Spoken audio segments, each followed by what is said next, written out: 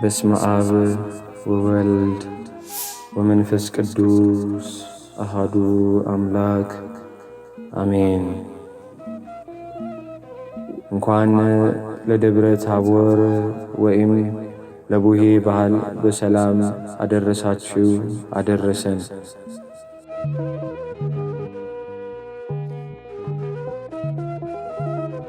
በመላው ዓለም ያላችሁ ውድ የኦርቶዶክስ ተዋሕዶ ሃይማኖት ተከታዮች እንኳን ለበዓለ ደብረ ታቦር በድጋሚ አደረሳችሁ አደረሰን። ደብረ ታቦር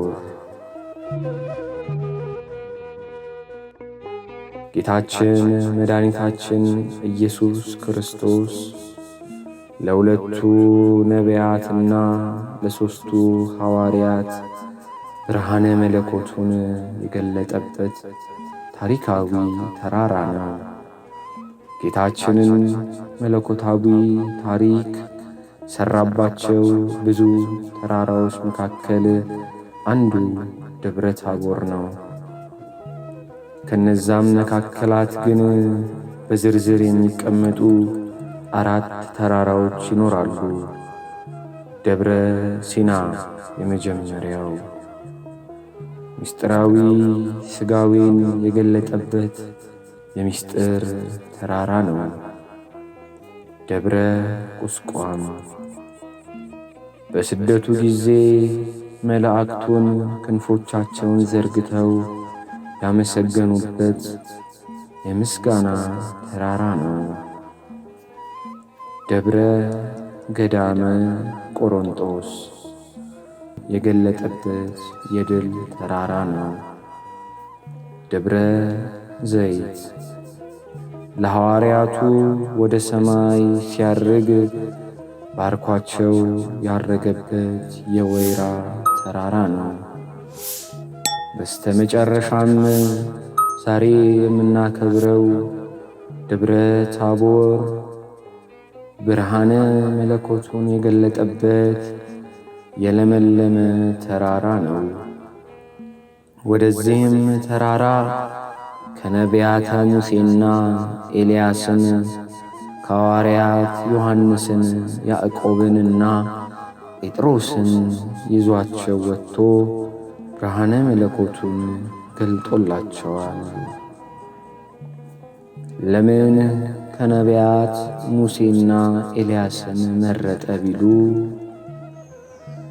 ነቢዩ ሙሴ በደብረ ሲና መልክህን ማየት እፈልጋለሁ ብሎ ጠይቀውት ነበርና ዛሬ መልኬን አታይም፣ በኋላ በጀርባዬ ታያለህ ብሎ ነበርና ጥያቄውንም ለመመለስ ነው በተራራ የተጠየቀውን በተራራ ለመመለስ ወደ ተራራ ወስዶታል።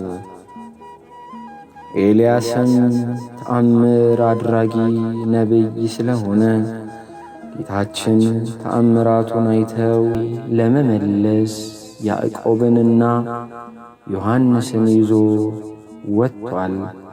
ጴጥሮስን ለምን ይዞ ወጣ ቢሉ ጌታችን ሰዎች ማን ይሉኛል ባለ ጊዜ ጴጥሮስ አንተ የአብ የባሕሪ ልጁ ኢየሱስ ነህ ብሎት ነበርና ብርሃነ መለኮቱን ገልጦ አምላክነቱን ሊያስረዳው ወደ ተራራው ወስዶታል።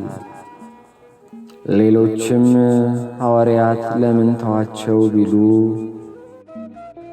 አምላክ እንደሆነ ለመግለጽ ሕጋውያን ደናግላንም ይዞ ወጥቷል። አንድም ደብረ ታቦር የመንግሥተ ሰማያት ምሳሌ ናት። መንግሥተ ሰማያት የሕጋውያን የደናግላን እንደሆነች መግለጽ ነው። 5 መሆናቸውን ስለምን ነው ቢሉ ደብረ ታቦር የቤተ ክርስቲያን ምሳሌ ናት። ቤተ ክርስቲያን የሚቀድሱ ካህናት 5 እንዲሆኑ ሥርዓት ለመሥራት ነው። ወስብሐት ለእግዚአብሔር ወወላዲቱ ድንግል ወለመስቀሉ ክቡር። ተቀኝለት በልልታ ላዳኙ ጌታ ተራራውማ ነውና አምሳል ለቤተ ክርስቲያን መንበረ ልዑል መተን እንጠይቅ ኤልያስን እንድንዳስሰው ጸጓር ክንዱን ሰማይ ብትለጉም ባህር ብትከብ እሳት ብታወርድ ጠላትም ቢርድ በሰረገላ የተነጠቅከው ይህ ሁሉ ክብር በማን ስልጣን ነው? ለሁላችን መልካም ነው በዚህ መኖር ለሁላችን መልካም ነው በዚህ መኖር የመብርሃን ያድላችን ይባረክ በእግዚአብሔር ዘመናችን ዕድሜና ጤናውን ያድላችን ይባረክ በእግዚአብሔር ዘመናችን ዕድሜና ጤናውን